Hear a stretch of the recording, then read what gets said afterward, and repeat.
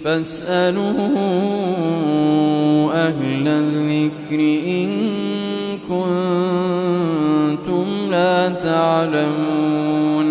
Kedua, sihir ini berlaku dengan cara pembelajaran kepada orang-orang yang fasik. Sebab untuk nak dapat sihir, dia kena ada hubungan dengan syaitan, ikut syaitan, atau amalan yang karuk-maruk, amalan-amalan yang syirik. Maka di situ akan berlakulah kepelekan-kepelekan kepadanya, tapi tak ke mana pun. Yang dikatakan sihir itu suatu perkara yang mencari adat yang boleh didatangkan oleh orang lain seumpamanya, kerana ia terjadi daripada beberapa sebab. Barang siapa mengetahui sebab-sebabnya itu, maka perkara itu boleh berlaku padanya. Dan sihir itu berlaku di atas orang yang fasik bertujuan tipu daya atau kerana mendustakan rasul-rasul, seperti barang yang berlaku bagi Musailamatul Kazzab. Pada satu masa dia berludah ke dalam satu perigi dengan tujuan supaya banyak airnya, maka tiba-tiba jadi kering airnya. Maka sihir itu pada hakikatnya tiada mencarikan adat, hanya dihairankan berlaku pada mereka yang tiada mengetahui sebab sahaja.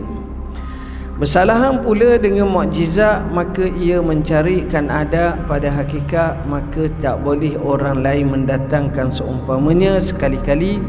Dan berlaku mukjizat itu pada mereka yang mengaku jadi pesuruh Tuhan, dan terbit ia daripada jiwa yang bersih dan zahir kebaikan dan pertunjukannya. Tuan-tuan dan puan-puan yang dirahmati Allah, pengarang memulakan perbincangan dengan isu sihir. Apa makna sihir? Sihir ni maknanya kita terpengaruh. Kita terpengaruh dan kita merasa hebat, dan kita terpesona, dan kita terpedaya. Itu namanya sihir. Boleh jadi dengan cakap-cakap yang indah, jadi kita pun rasa kagum yang melampau, syok yang melampau, maka itu juga namanya sihir. Disebut inna laminal bayani sihra, sesungguhnya daripada kenyataan atau ucapan yang hebat itu merupakan sihir.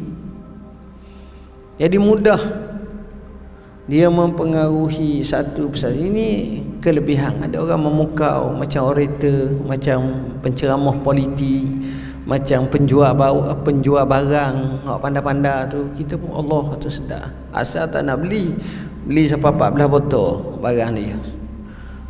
Jadi ini termasuk dalam sihir. Dan sihir ni sifatnya dia boleh belajar.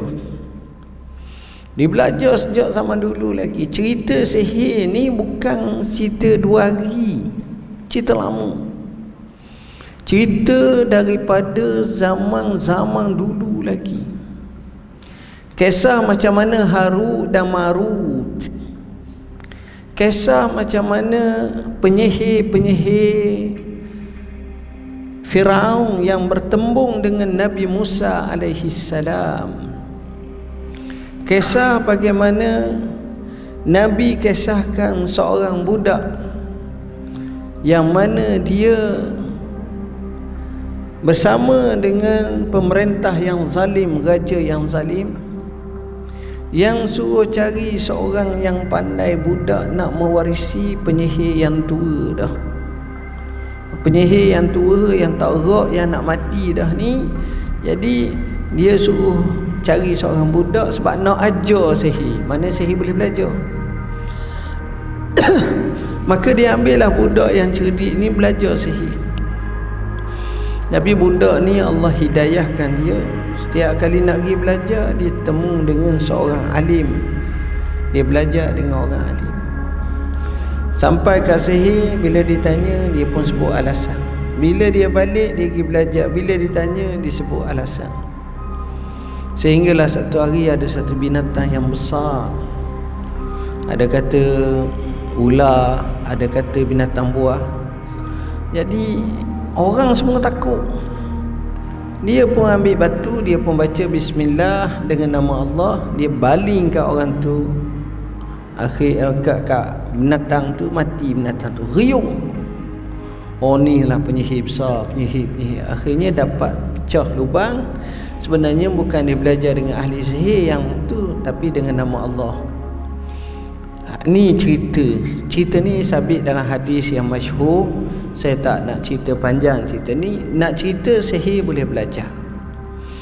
Dan dia ada punya peraturannya. Peraturan utama nak belajar sihir, mestilah kena sesat,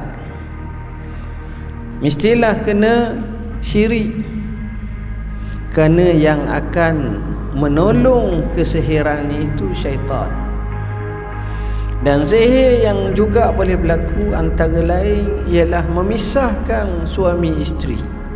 Yufarriquna bainal mar'i wa zawjih, untuk mereka pisahkan antara lelaki dan wanita, antara suami dan isteri. Sihir ni banyak, dia boleh berlaku apa-apa sihir. Kerana itu kita sebagai orang Islam, bab sihir ni jangan terpedaya.